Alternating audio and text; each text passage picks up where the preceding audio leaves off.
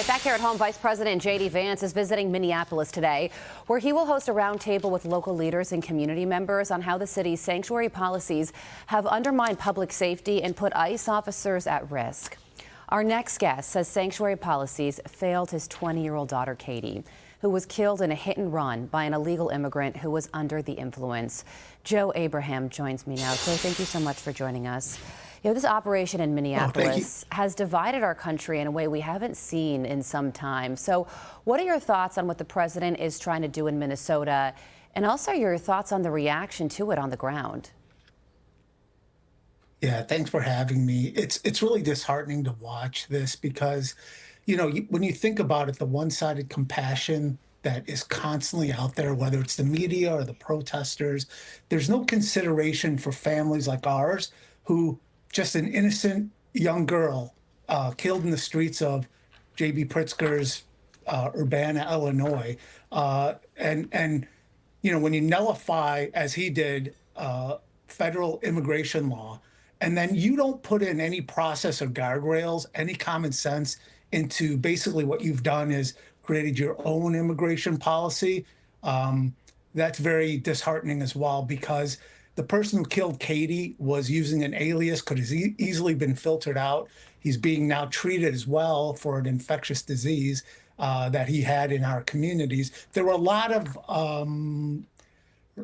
red lights here with this guy, and Illinois clearly had no front end process. So that's what happens on the back end. You have this type of chaos going on because they won't cooperate with the federal law enforcement, and so they need to be out in the streets, but they really want that in the streets. I mean, governors like J.B. Pritzker want ICE in the streets. They don't want to cooperate. They want to have all this kind of chaos to deflect in what's happening in the state, because really the only people that think the state is running well are the people that actually run the state. Yeah, especially in Minneapolis, where there's this potentially $9 billion fraud scandal, and they want to shift the focus from that onto what the protesters are saying on the ground. But President Trump, I think, was spot on this week when he said that a lot of the protesters and a lot of Americans across the country don't really know the extent of the crimes to which the illegal immigrants who are being targeted have committed. And he said that in Minneapolis alone,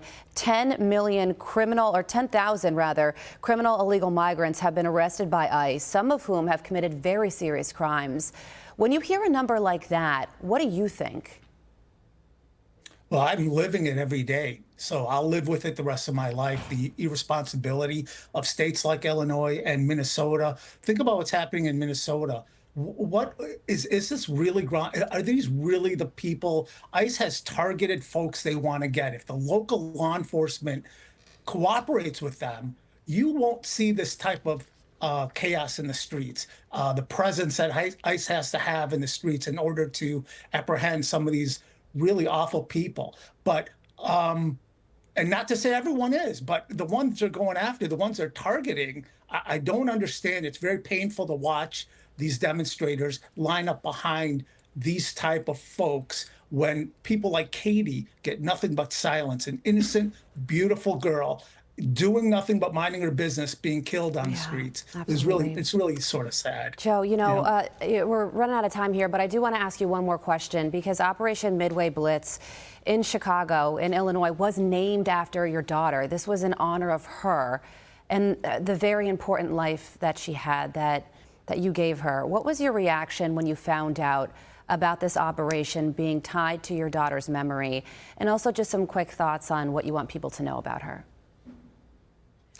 Yeah, so when Midway Blitz started, they laid out the worst of the worst, and I thought that was a good thing. And as compassionate, loving as Katie is, and she was just a terrific soul, the world's going to be a worse place without her.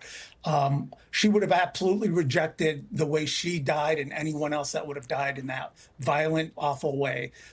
So I believe that Katie she has fairness, so she would have absolutely rejected the way things are happening right now, the chaos that's happening. There's a way to do things properly, and Katie, as loving and compassionate as she was all for fairness and the right way and the wrong way as well. Well, she was a beautiful girl, and as you know, her daughter, you were her father, she will always be your little girl. Joe, thank you so much for joining us this morning on this important topic. We appreciate it. No, thank you for having me. Appreciate it. You're very welcome.